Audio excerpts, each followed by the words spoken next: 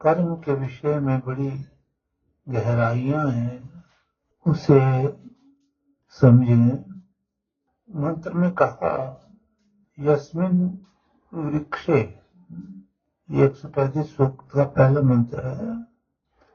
यस्मिन वृक्षे सुपलाशे देवहि संपिबते यमः अत्रानुविष्पति पिता पुराणान् अनुवेनति।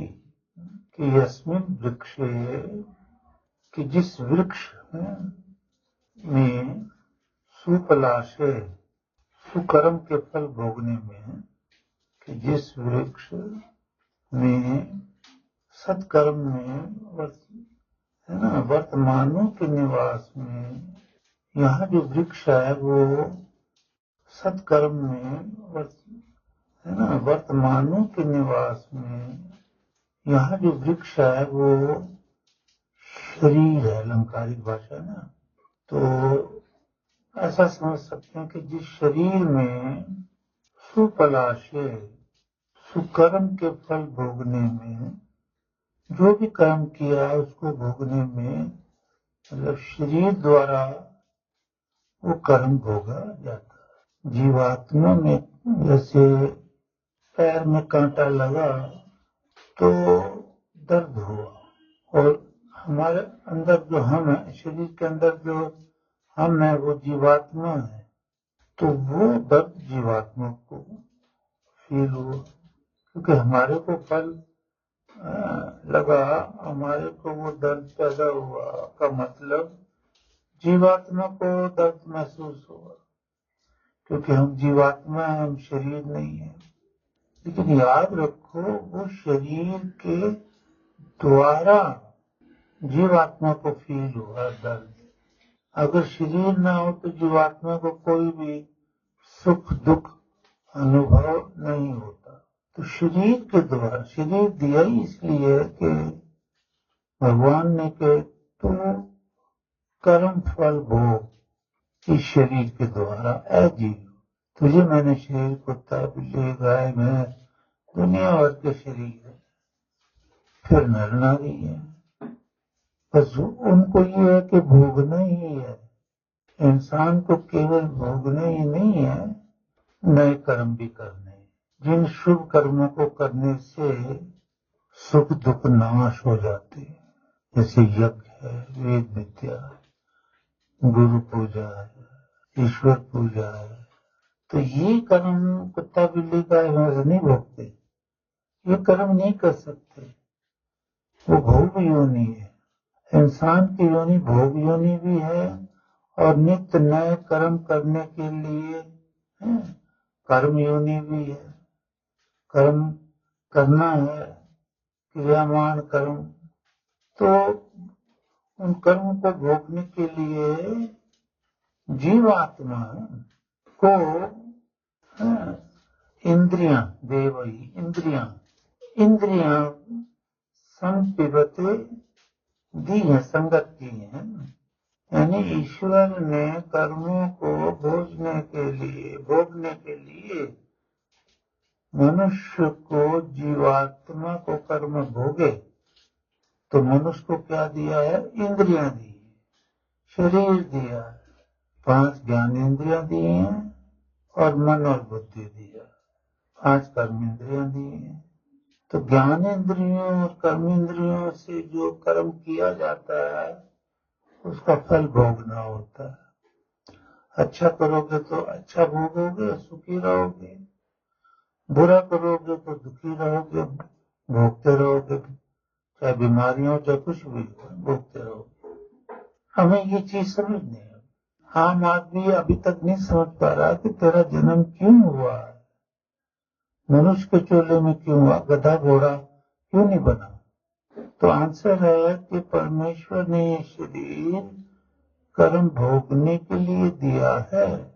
जीवात्मा शरीर के बिना कर्म नहीं भोग सकती, तो ये शरीर दिया कर्म भोगने के लिए, अच्छे कर्म भोगने के लिए भी और बुरे कर्म भोगने के लिए। तो अत्र न विष्पति, इस संसार में न मना हम जीवात्माओं का विश्वपति जो पालक है, पालना करने वाला, वो परमात्मा है। हर जीव जो जिस योनि में है उनको जो पालता है भगवान, अन्न दे देकर, पानी दे देकर, फल अन्न वगैरह देकर, दूध घी देकर, वो ईश्वर है। देखो ईश्वर की कृपा से यहाँ पर भगवान गाय दे रखी है उसने, हर घर में वो अन्न देता है, दूध देता है, सब कुछ देता है।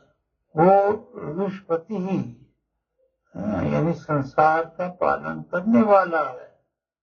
और पुराने कर्मों के अनुसार वे नति फल देना चाहता है। ठीक है ना। पुराने कर्म का मतलब होता है पिछले जन्मों के कर्मों के अनुसार वो फल देता है, पाप किया हो या पुण्य किया हो। तो ये this is the reason to take birth of human life.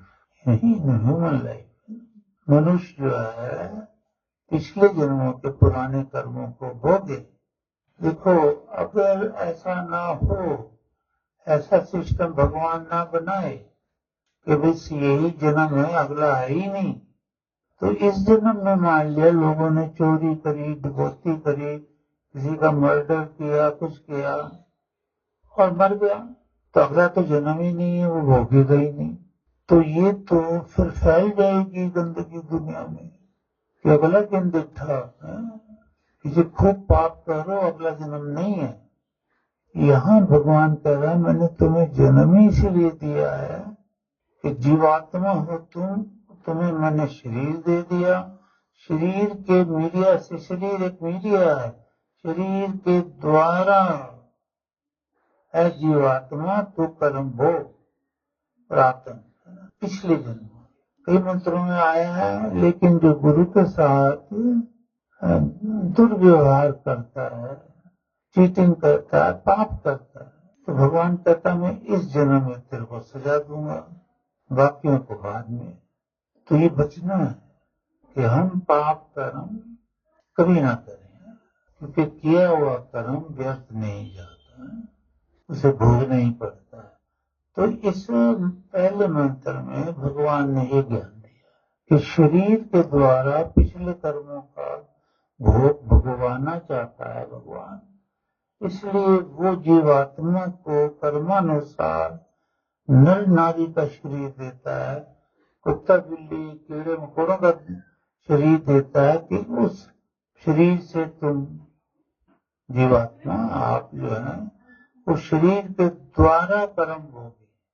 मैंने बताया कैसे द्वारा, कि जैसे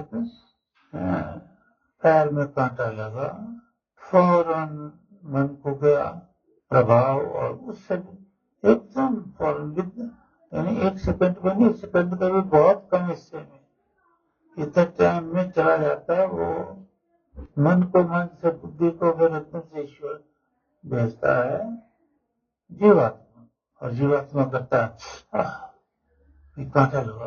तो कांटा लगने का दुख भोगा, क्योंकि पिछले जन्म में इसी जीवात्मा ने किसी को कांटे डाले होंगे, कांटे चुभे होंगे, तो इस जन्म में वो भोग लिया उसने। आगे है पुराने जो व्यवहार हैं उनको अनुवेनंतम, उसके अनुसार फल जो मिलता है उसको अमूल्य पाया, उस पाप वृत्ति वासना से चरंतम सेवन करता हूँ, मतलब पाप वाली वृत्ति से पुरातन कर्म जो है पिछले जन्म के, पाप वाली वृत्ति से भोगता है, अभी भी पापी है, भोगता हुआ असूयन निंदित होता हुआ और अप्रिय चाकर्षण। मैं देखता हूँ, भगवान कह रहे मैं देख रहा हूँ ये पिछले जन्म के पाप को कैसे भोग रहा, अभी भी पाप वाली वृत्ति है इसकी। तो इंसान जब नहीं समझता वेदों को, गुरु से तो उसको ये ज्ञान नहीं होता कि मैं कर्म भोगने आया, वो भोगता है उन पापों को। लेकिन वेद न जानने के कारण वो वृत्ति जो पाप वाली वो उसकी बनी रहती है, यानी पाप कर्म भोगता भी है और आगे पाप करता है, यानी एक डकैती करता भी है फिर और भी डकैतियां करता है। तो पाप भोगता है और कर्म करके और अगले जन्म में भोगने के लिए तैयार रहता है। तो हम अपने पापों को भोगे हैं, यज्ञ करते करते भोगे या यज्ञ करते करते उनको मिटा दें, न भोगना पड़े, ऐसी गुरु कृपा हो जाए, फिर भगवान की कृपा होती है। तो और तस्में पुनः अस्पृहयम्, इसका दोबारा इच्छा करता है कि मैं पाप करूं। तो ये दो बातें आप याद रखो कि हमारा जन्म पिछले पुराने कर्मों को भोगने के लिए हुआ है और हम पूरा पाप कर्म भोगते हुए भी पापी रहते हैं। हमें बोध नहीं हो पाता कि हम पाप ना करें, भोगने पड़ेंगे, बुरी तरह से पिटेंगे। बोलो सच्चिदानंद भगवान की।